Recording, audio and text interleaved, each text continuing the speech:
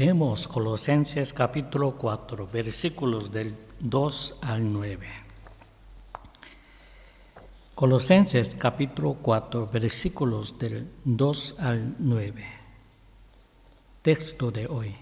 Perseverad en la oración, velando en ella con acción de gracias, orando al mismo tiempo también por nosotros, para que Dios nos abra la puerta para la palabra, a fin de hablar el misterio del Mesías, por el cual también estoy encadenado, para que lo dé a conocer cómo debo hacerlo.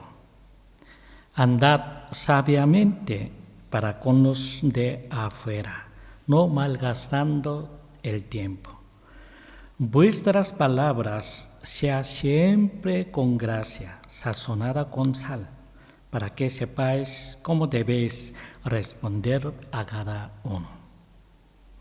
De todas mis cosas os informará Tíquico, hermano amado, y fiel ministro y consiervo en el Señor, a quien envié a vosotros para esto mismo, para que conozcáis nuestra situación y consuele vuestros corazones, con Onésimo, fiel y amado hermano, que es uno de vosotros. Os harán saber todo lo que está ocurriendo aquí.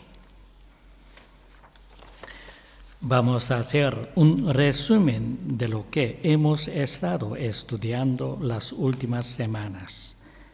El poder de la palabra es enorme. La ha dado Dios y debemos usarla bien. Si se usa bien la palabra, se convierte en la herramienta de Dios. Si se usa mal la palabra, se convierte en el arma del Satanás. Pablo nos da a conocer 4 usos buenos de la palabra. El primer uso es el de la oración. La oración tiene que ser de verdad. Nuestra oración debe convertirse en nuestra respiración. En la oración debemos pedir lo es conforme a la voluntad de Dios, y confiando plenamente en Él, nos será dado. La oración de verdad es la oración que hacemos con todo nuestro corazón.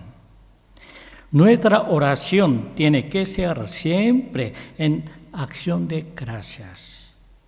Si cuando oramos no lo hacemos en acción de gracias, oramos en el egoísmo. Nuestra oración debe tener un propósito. El propósito de la oración no es que nuestra voluntad se cumpla en los cielos, sino que la voluntad de Dios se cumpla en la tierra. Dios quiere que oremos para que pidamos que su voluntad se cumpla en la tierra. El segundo uso es el de proclamar la palabra de Dios. Pablo no ora pidiendo ser libre, sino que ora para el Evangelio. Realizó su obra de evangelización desde la cárcel por medio de la voluntad de Dios. Tenía plena confianza en Dios y siempre estuvo buscando vías por las que podía evangelizar. El poder de proclamar la palabra proviene de la oración. La oración y el hacer la voluntad de Dios van juntos. No podemos hacer la voluntad de Dios sin orar. No podemos hacer la voluntad de Dios sin orar. La predicación de la palabra de Dios es un gran privilegio, pero también una gran responsabilidad. En nuestras conversaciones cotidianas podemos plantar la semilla de la palabra o abrir la puerta de la palabra a alguien que todavía no la conozca. El tercer uso es el de la evangelización de los de afuera. Debemos evangelizar porque no sabemos quién ha predestinado Dios y quién de estos se encuentra todavía perdido. Por eso, tenemos la responsabilidad de andar sabiamente y irreprochables según nuestra fe. Debemos trabajar diligentemente, cumplir nuestras promesas, pagar nuestras deudas y ser bondadosos. Nuestra palabra debe estar fundada en la palabra de Dios y centrada en Cristo. Nuestra palabra debe estar fundada en la palabra de Dios y centrada en Cristo. Si nuestro corazón está lleno de gracia de Dios, nuestras palabras estarán llenas de gracia de Dios. Nuestro corazón está lleno de la gracia de Dios. Nuestras palabras estarán llenas de la gracia de Dios.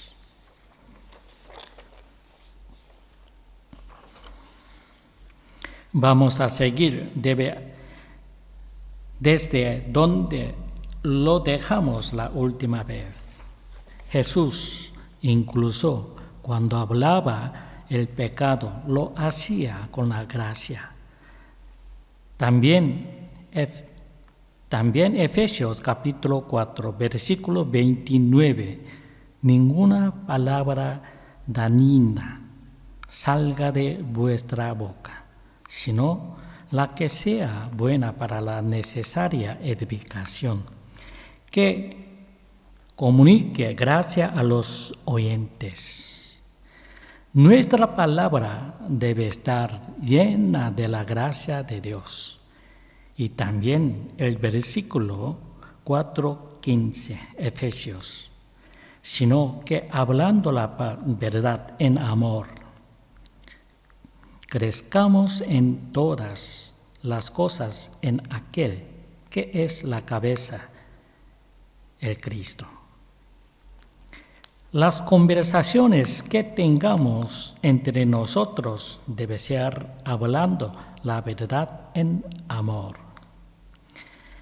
En Colosenses, Pablo añade la expresión sazonada con sal.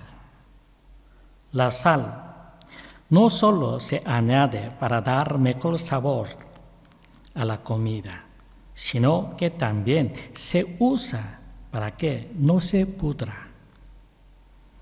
Pablo nos está diciendo que nuestras palabras tienen que ser suaves y amables. Repetimos, ¿qué significa sazonada con sal? Nuestras palabras tienen que ser suaves y amables.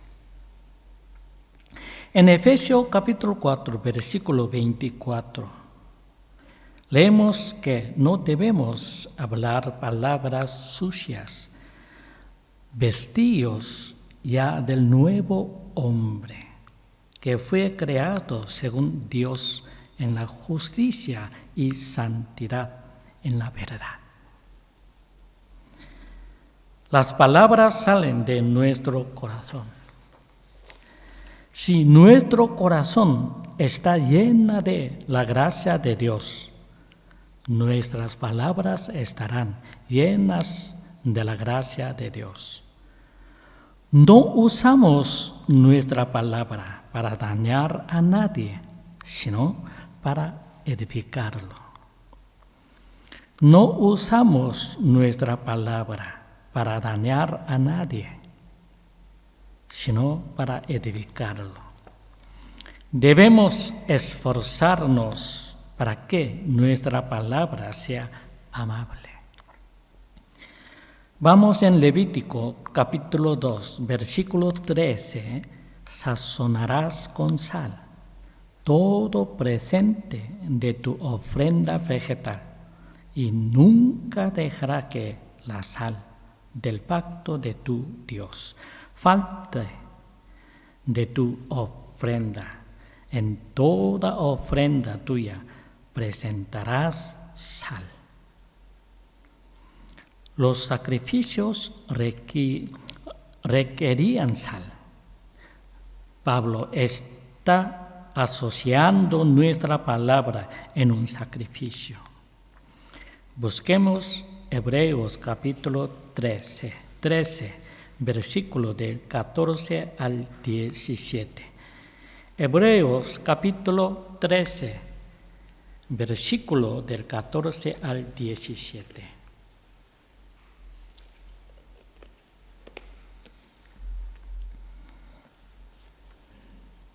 Efesios capítulo 13, versículo 14 al 17. Porque no tenemos aquí una ciudad que permanece, sino que buscamos la de esta por venir. Ofrezcamos siempre por medio de él sacrificio de alabanza a Dios, es decir, fruto de labios que confiesan su nombre. Y de hacer el bien y de la ayuda mutua, no lo olvidéis, porque de tal sacrificio de agrada Dios. Se agrada Dios. Prestad atención a quienes os dirigen y sed dóciles, porque ellos velan por vuestras almas, como quienes han de dar cuenta, para que hagan esto con gozo y no quejándose, porque esto no sería provechoso para vosotros. Si nos tomamos nuestra palabra como un sacrificio que hacemos a Dios, Dios nos ayudará a hablar palabras que edifican. Es muy triste que un cristiano hable palabras duras y groseras. También leemos 1 de Pedro, capítulo 3, versículo del 14 al 16. 1 Pedro, capítulo 3, versículo 14 al 16. Primera de Pedro, capítulo 3, versículo 14 al 16. Y aún así sufrís a causa de la justicia. Sois bienaventurados, no os amedrentéis por temor a ellos, ni os turbéis, sino santificad al Cristo como Señor en nuestros corazones, y estad siempre prestos para presentar defensa ante todo el que os demanda razón acerca de la esperanza que hay en vosotros, pero con mansedumbre y reverencia, teniendo buena conciencia, para que en lo que murmuran de vosotros sean avergonzados los que ofrenden vuestra buena conducta en el Mesías. Lo mandó es lo contrario a lo grosera. La reverencia es lo contrario a la altivez. No hay lugar para la arrogancia en un cristiano. Tampoco hay lugar para la mentira en un cristiano. manteniéndonos en la verdad. Y solamente en ella debemos cultivar un corazón manso y de reverencia.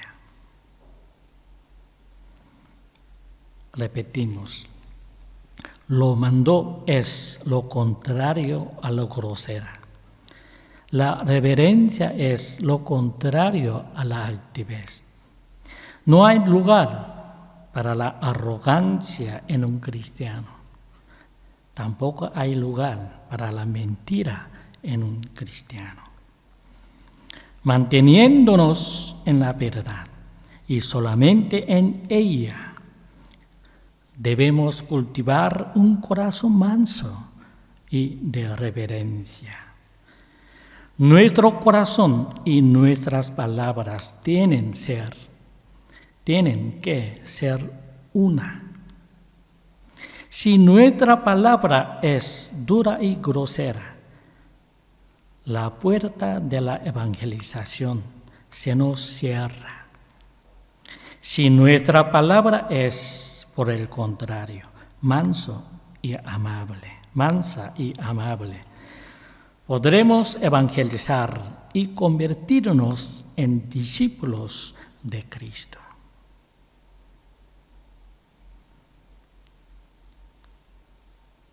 Nuestro corazón y nuestra palabra tienen que ser una.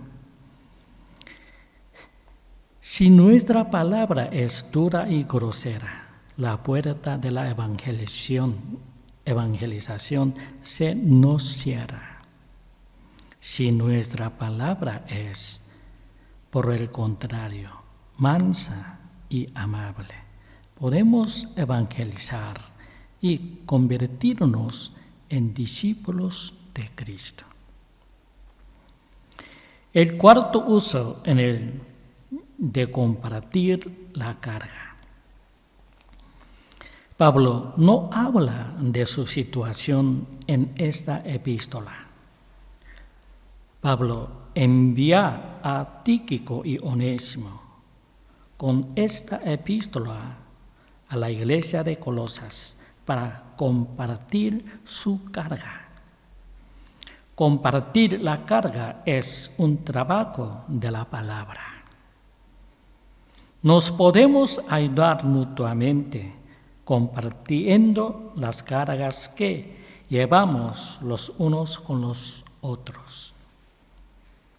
También leemos Hechos capítulo 20, versículo del 1 al 6. Hechos capítulo 20, versículo del 1 al 6.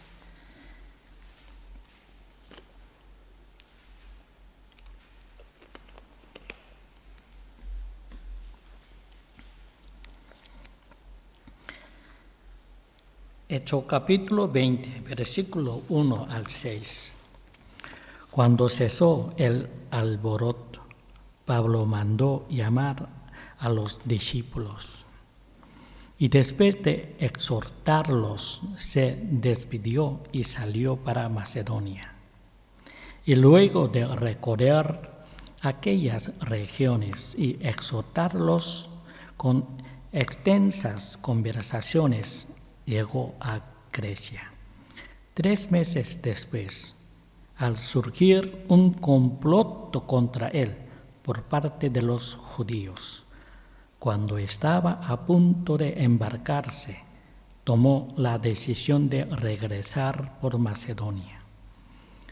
Lo acompañaban entonces Sópater, hijo de Pirro, de Berea, de los tesalonicenses Aristarco, y segundo, Gayo de Derbe y Timoteo, y de Asia, Tíquico y Trófimo. Pero estos se habían adelantado y nos esperaban en Troas. Y nosotros, cuando pasamos los días de los ácimos, navegamos desde Filipos, y en 5 días llegamos a ellos en Troas, donde nos quedamos 7 días. Cuando Pablo estaba evangelizando en Éfeso, le acompañaban 11 personas y una de ellas era Tíquico. Pablo siempre evangelizaba acompañado y Tíquico era uno de los que siempre estaban con él. Estuvieron encargados de dar ofrendas a la iglesia de Jerusalén cuando pasaban por una hambruna. Busquemos 1 de Corintios capítulo 16, versículo del 1 al 9. 1 de Corintios capítulo 16, versículo del 1 al 9.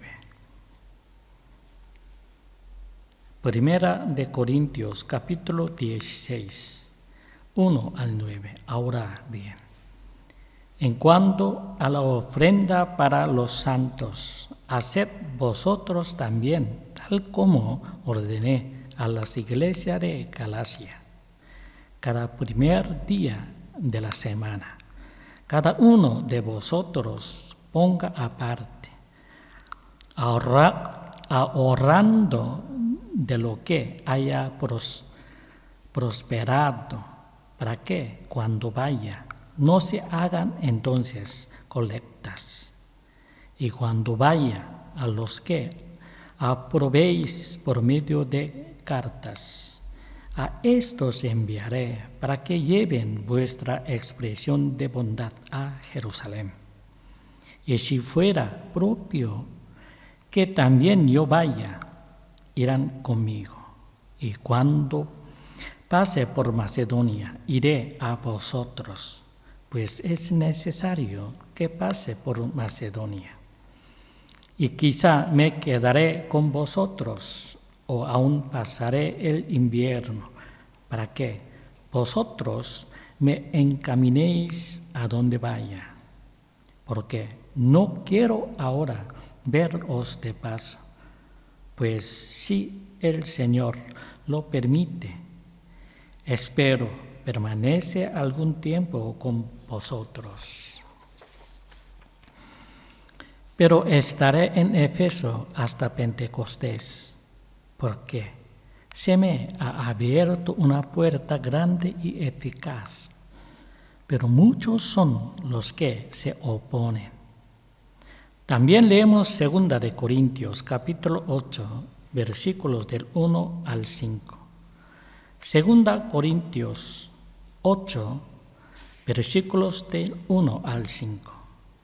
Ahora bien, hermanos, os hacemos saber la gracia de Dios dada en la iglesia de Macedonia, que en medio de la gran aflicción con que han sido probados, la abundancia de su gozo y su extrema pobreza abundaron en la riqueza de su generosidad. Pues doy testimonio de que espontáneamente dieron según su capacidad y aún por encima de su capacidad, suplicándonos con muchos ruegos que les concediéramos la gracia de participar en este servicio a los santos. Y superando lo que esperábamos, se dieron primeramente ellos mismos al Señor y a nosotros por voluntad de Dios. Y versículo 8, no lo digo como mandamiento, sino para poner a prueba por medio de la solicitud de otros la sinceridad de vuestro amor. Leemos 2 de Corintios capítulo 9, versículo del 5 al 7. 2 Corintios, versículo 9, capítulo 9, versículos de 5 al 7.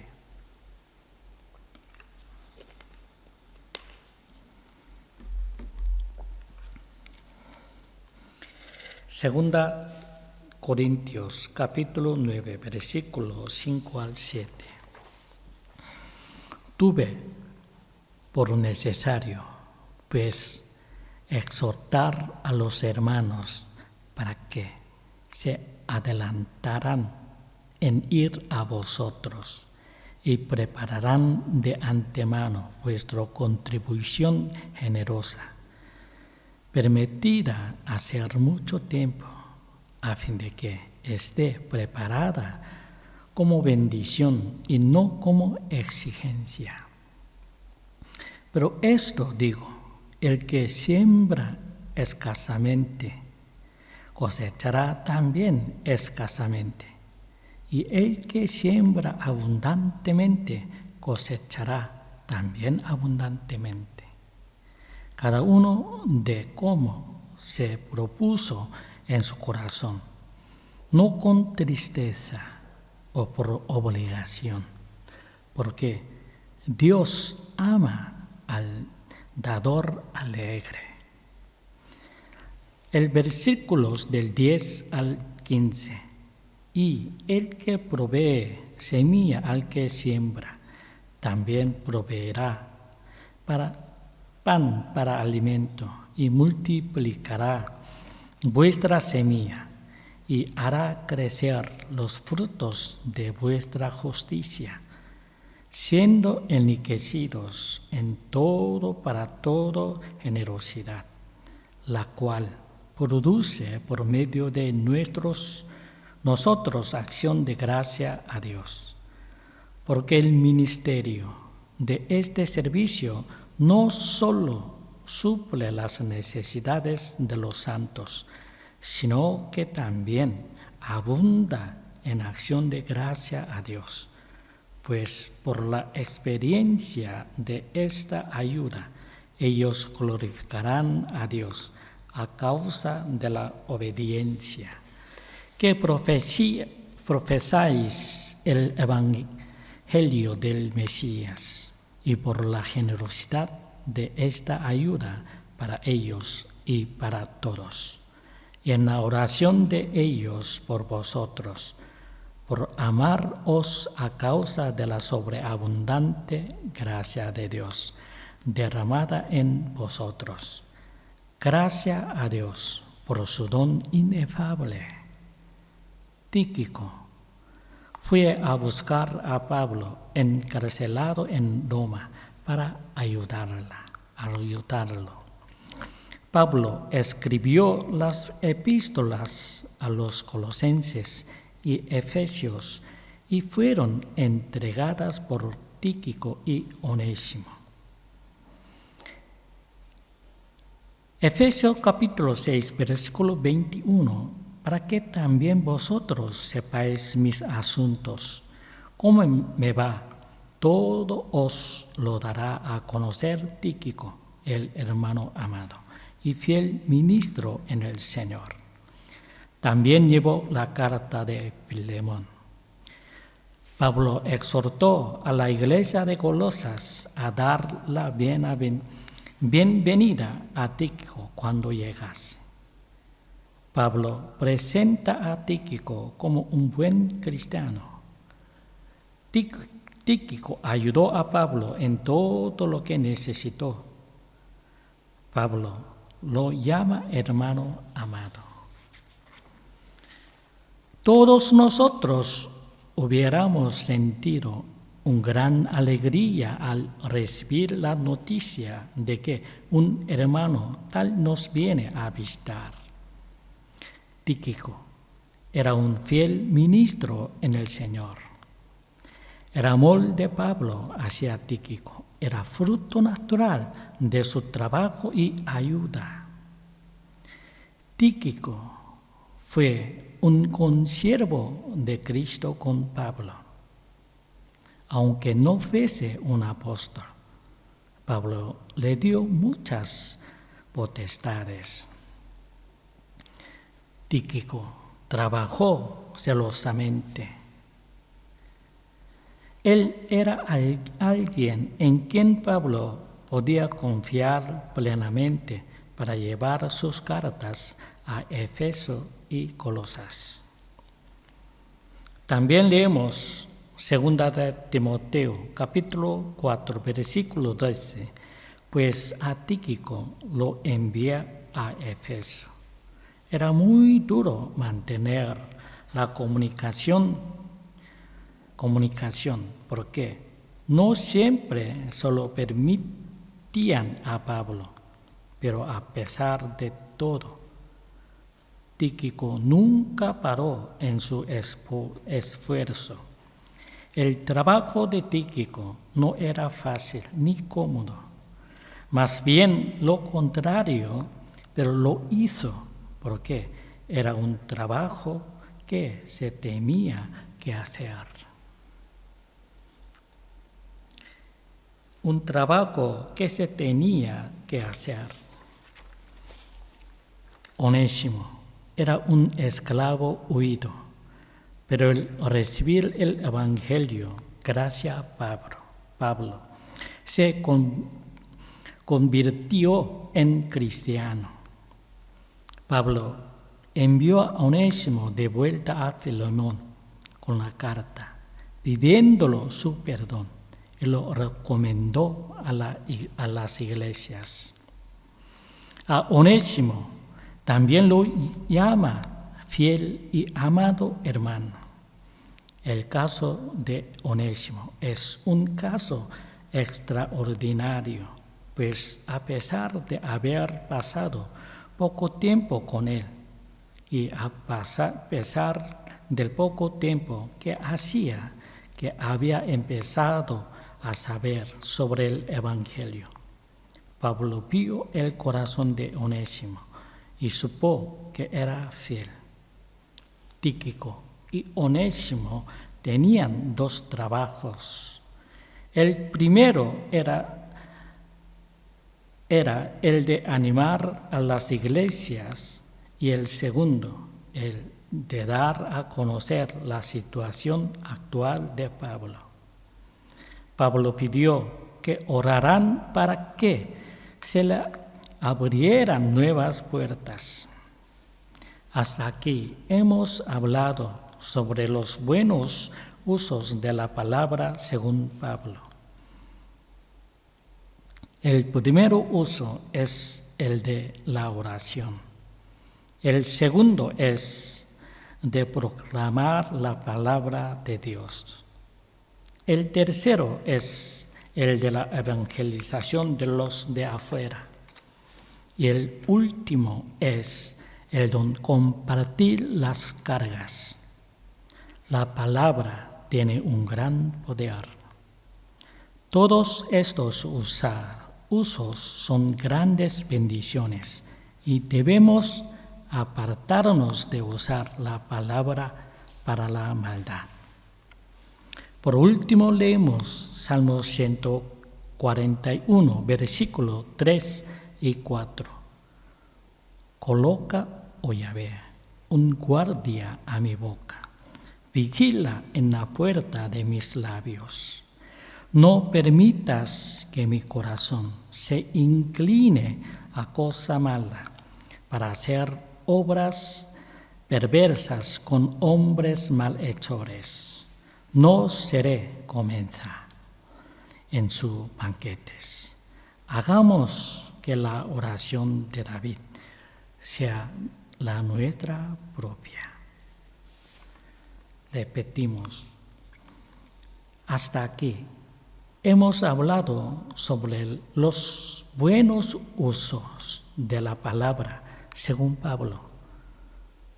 Primero, la oración. Segundo, proclamar la palabra de Dios. El tercero, evangelización de los de fuera. Último, compartir las cargas.